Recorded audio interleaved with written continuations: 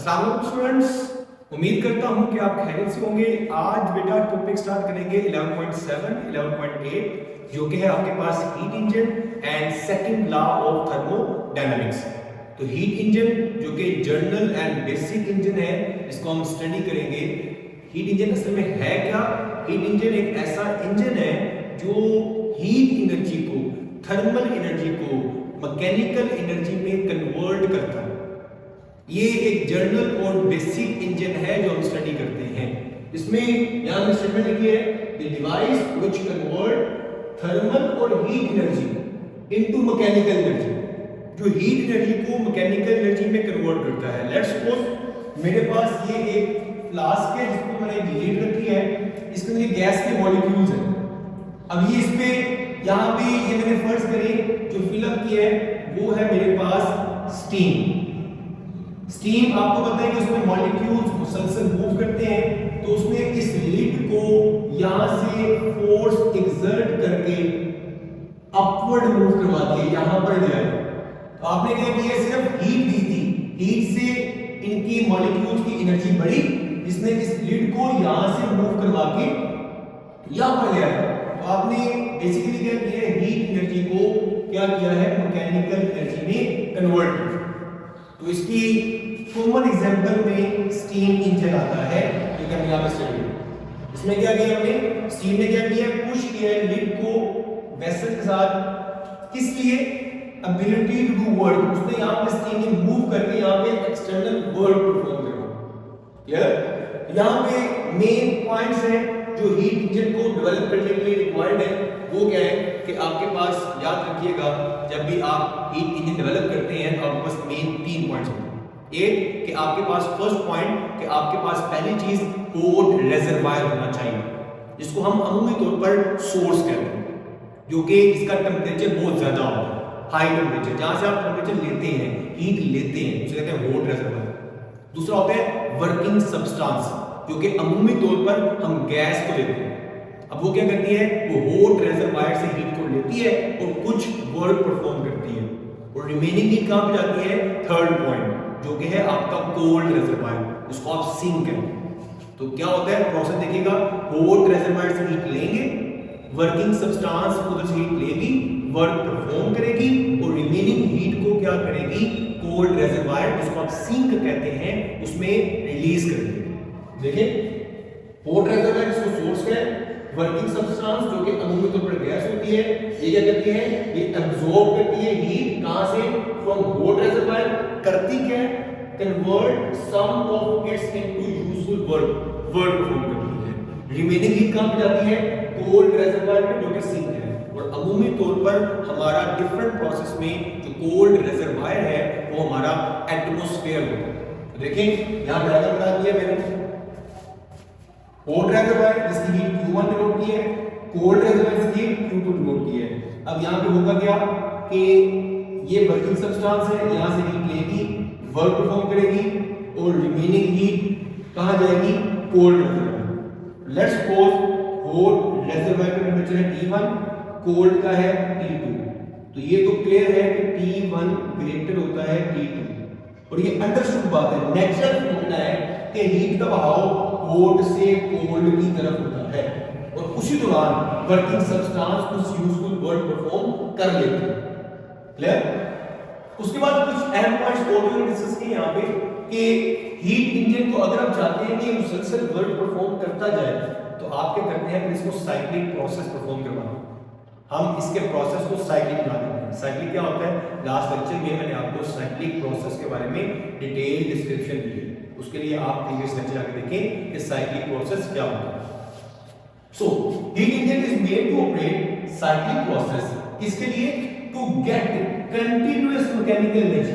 If you want to get mechanical energy continuously, then you have to make heat engine to perform cyclic process. Cyclic process बनाने के लिए cyclic process बनाते हैं, इसलिए ताकि आप मुसलसल मैकेनिकल एनर्जी को अटेन कर सकें। साइक्लिक प्रोसेस में मैंने याद रखिए, जहां से आप स्टार्ट करते हैं, लेट्स सपोज सिस्टम आपका जहां से आपने स्टार्ट किया है, दोबारा वर्क परफॉर्म करने के बाद दोबारा से आप उसी पॉइंट पे आ जाते हैं। इट्स मीन दैट उस सिस्टम में इंटरनल एनर्जी में कोई चेंज नहीं आना। जब इंटरनल एनर्जी में कोई आता है, इसका मतलब कि चेन ऑफ इंटरनल एनर्जी बेटा क्या होगी आपके पास, जीरो होगी। जब इंटरनल एनर्जी का चेन जीरो होगा तो फर्स्ट लॉ ऑफ थर्मोडायनामिक्स का भी क्या हो जाएगा कि del Q is equal to del U plus work. अब इंटरनल एनर्जी जीरो हो गई है तो स्टेटमेंट क्या बन गई है, work is equal to del Q। Del Q क्या होगा, Q1 माइनस Q2।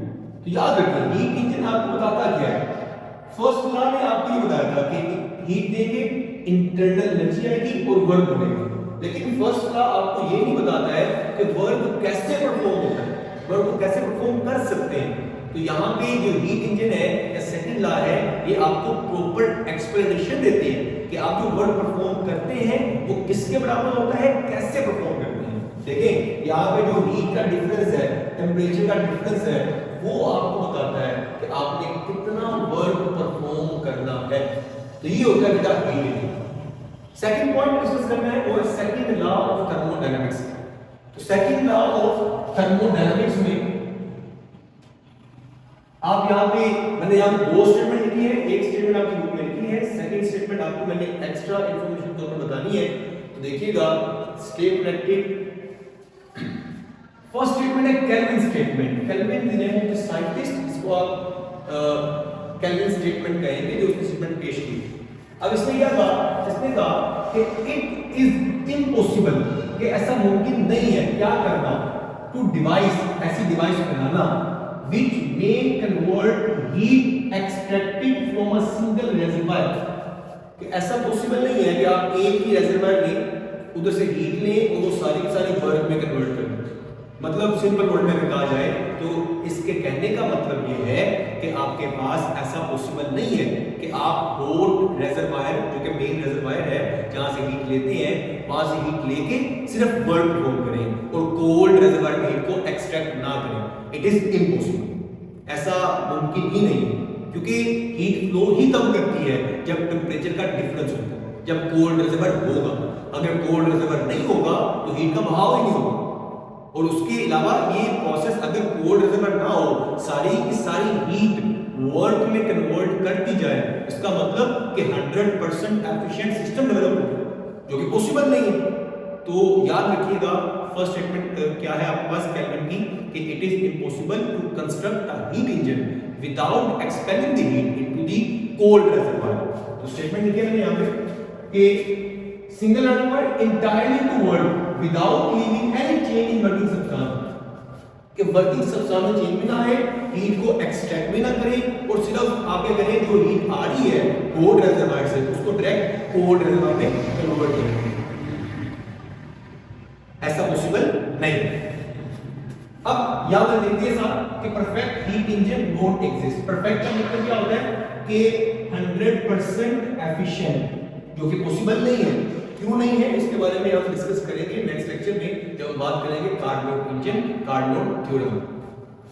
तो ये देखिए कि हॉट रेजर्वायर से कोल्ड की तरफ आना है तो असल प्रोसेस ये होता है कि हॉट से हीट आती है जो कि Q1 है, ये Q2 है और ये वर्क परफॉर्म करती है। ये जनरल प्रोसेस है जो कि आपके पास इम्पॉसिबल प्रोसेस, जो कि नॉर्मली होता है। अब यहां पे पॉसिबल क्या नहीं है कि आप हॉट से कोल्ड में आए, कोल्ड में ना आए, सारा का सारा वर्क परफॉर्म कर दें। क्या ऐसा पॉसिबल है? ऐसा पॉसिबल नहीं है। जब तक कोल्ड रेजर्वायर नहीं होगा तब तक आप वर्क परफॉर्म नहीं कर सकते। इसका मतलब कि ये टर्म आपके पास पॉसिबल नहीं है, आप कहेंगे this is not possible. So this is your second law. Second statement है क्लास स्टेटमेंट।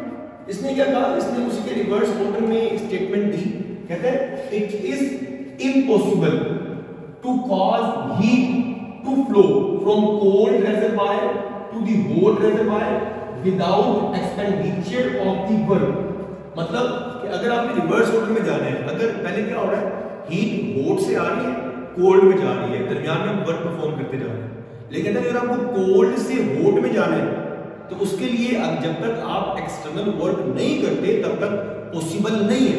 यही बात इसने की। लेट्स सपोज ये मार्कर है, ये हाइट पे है, हाईएस्ट पॉइंट पे है, इसको थ्रो करेंगे तो ये हाई से लो खुद ब खुद आता है। This is natural process. लेकिन अगर इसको लो से हाई पे लेके आना दोबारा से, तो क्या ये खुद आएगा?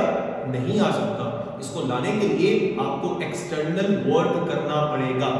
तो यही चीज क्लासेस ने बताई कि it is impossible to flow heat from the cold reservoir to the hot reservoir without expenditure of external work.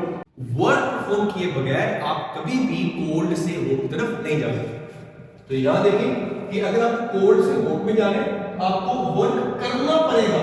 यहां पे वर्क मिल रहा था आपको, यहां करना पड़ेगा, कोल्ड से कोल्ड में जाना है, otherwise you can't able to perform work, you can't able to transfer the heat from the cold to the hot. यहां देखिए अगर मैं कहूं कि सिर्फ कोल्ड से हॉट में डायरेक्ट चले जाए, ऐसा पॉसिबल नहीं है। अगर मैं वर्क नहीं करूंगा मेरे पास ये स्टेटमेंट पॉसिबल नहीं है।